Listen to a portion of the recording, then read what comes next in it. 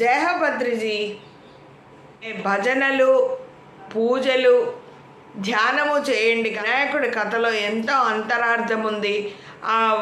తల్లిదండ్రులను ఆ గణాధిపత్యం ఎవరికి ఇవ్వాలనుకున్నప్పుడు కూడా తల్లిదండ్రులను ఆయన ప్రదక్షిణ చేసి ఆ గణాధిపత్యాన్ని పొందాడు. కాబట్టి ప్రతి ఒక్కరు కూడా వినాయకుడి పూజలు చేయకూడదా అంటే చేయండి, పూజలు చేయండి. అట్ ది సేమ్ టైం ధ్యానం చేయండి. ఆ శ్రీకృష్ణ అంతటి వాడికే నీలాపనిందలు తప్పలేదు, పాలల్లో చంద్రుణ్ణి చూశాడు కాబట్టి అని పురాణాలు చెప్తున్నాయి. మరి మనం ఆ కథలో కూడా విన్నాము. మరి ప్రతి ఒక్కరు కూడా వినాయకుడిని, వినాయక చవితి ఎందుకు చేసుకుంటున్నాము అనేది తెలుసుకోండి. Thank you, thank you, thank you. జై హో పత్రిజీ. అందరికీ వినాయక చవితి శుభాకాంక్షలు అండి.